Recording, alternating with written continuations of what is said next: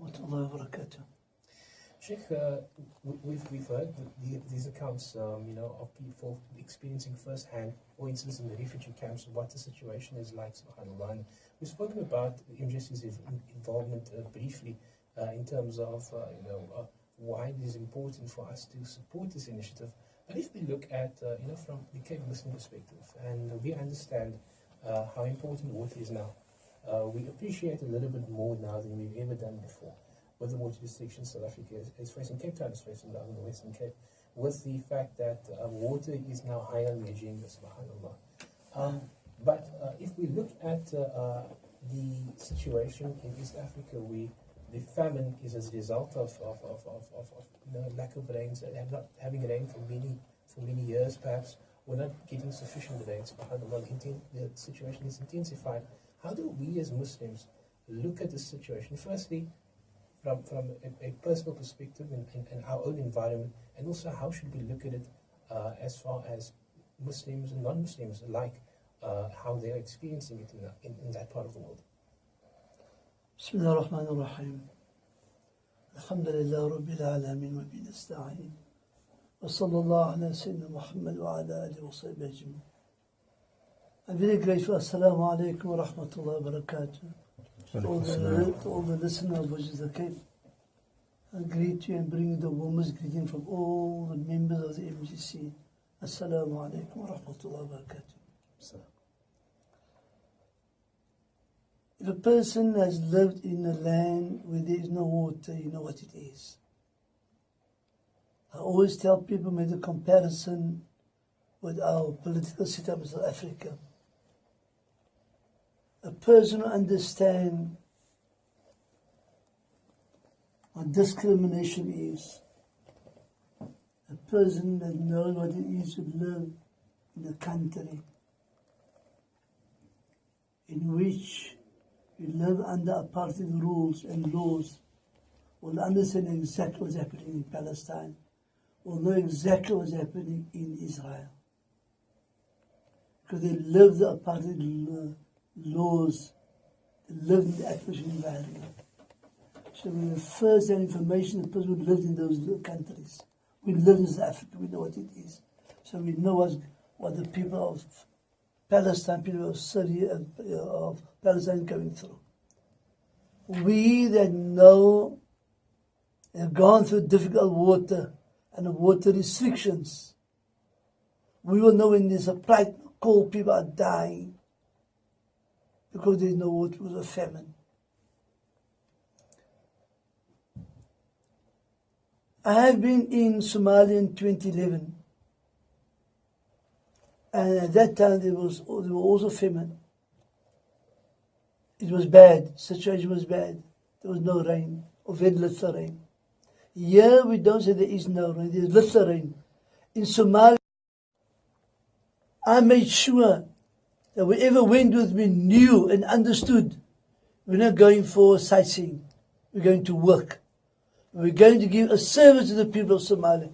And we did so, and I made sure we did so.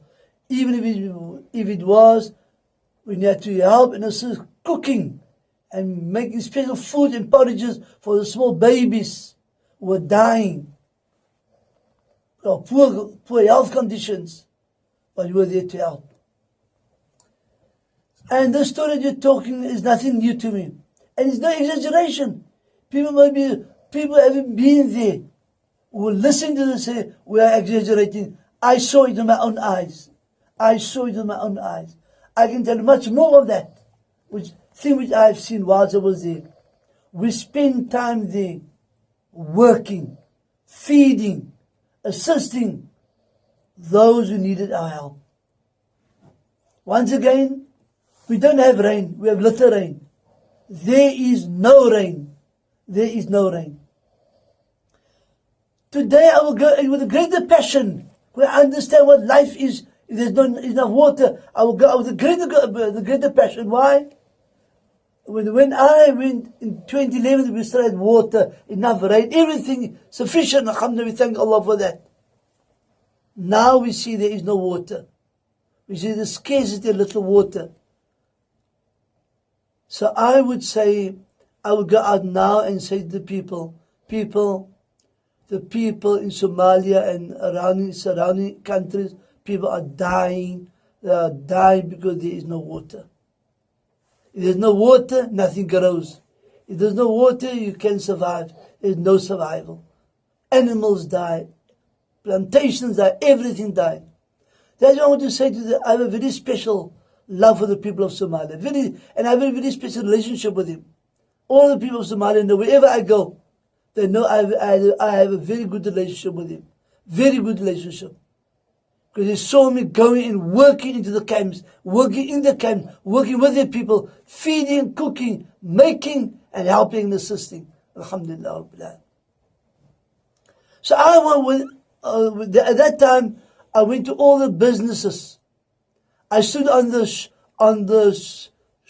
stoops of the shopping centers, like Elite Supermarket, who always told me, Sheikh, you are free to come and stand there anytime you want to, for the purpose and the cause you're standing for. We will support you.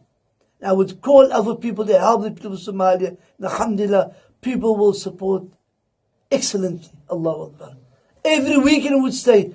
Myself and women and children would stand with me at Elite Cash and Carry. And believe you me, we make thousands of rands. Thousands of people are giving with the good of Allah Ta'ala. We went from one area to another, from one province to another, from one masjid to another. We covered all the masajid in the Western Cape. We personally visited them and asked for special collection. Jummah collection, we asked them for special collection. And alhamdulillah, I won't mind to do it again. Although my health doesn't allow me, and I feel sad about it, but I will still go the extra way. I remember about a month before Ramadan, the Somali ambassador visited the MJC's office.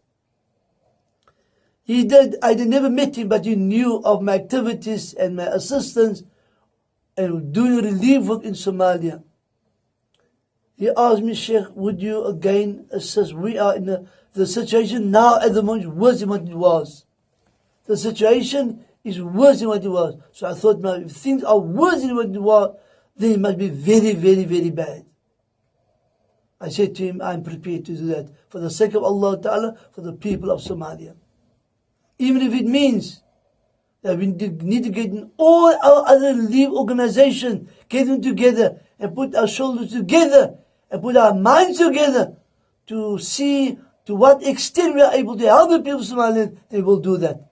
He said to me, Sheikh, I am prepared as an ambassador to come to work, go with you. If you go from mosque to mosque, from area to area, from province to province, I'm prepared to travel with you for the sake of the people of Somalia and for the conditions people are living in. So the situation which you have mentioned, it doesn't strange to me. Let me give you, for example, when I was there, the story doesn't differ a lot because the situation hasn't changed.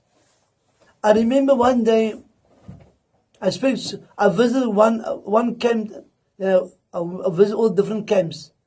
And then I went from one tent to another, wherever people are living. I went from one tent to another. Asked the people how they are, how they came here, and some would do the translation.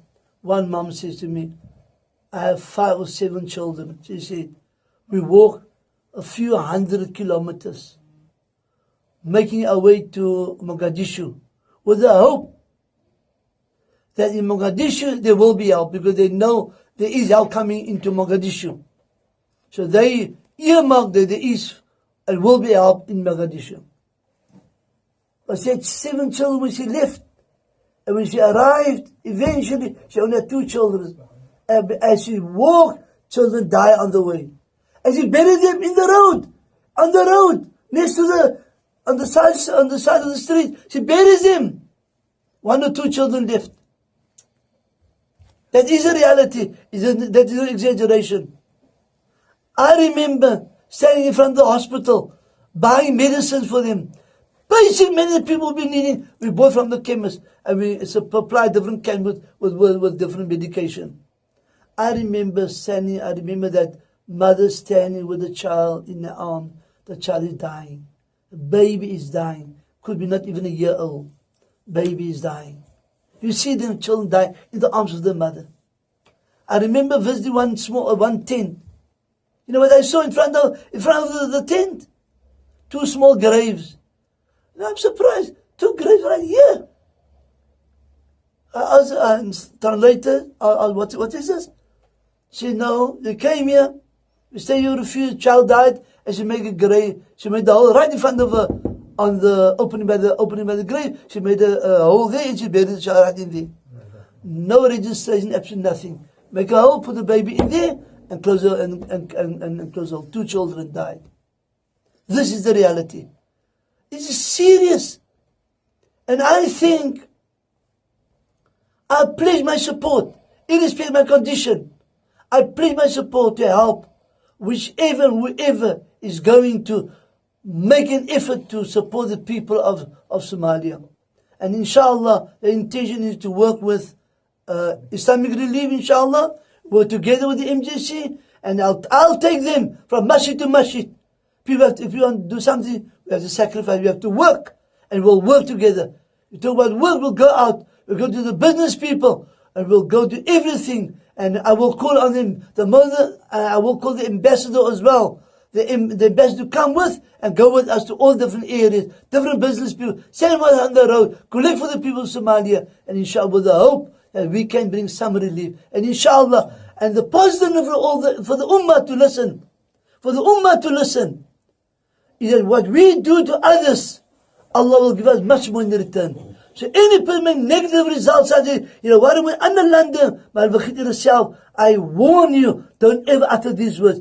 It will be a bad dua against you, my brother and sister. Whoever speaks like that, it's a bad dua against you. What we do to others, Allah will take away bala from us.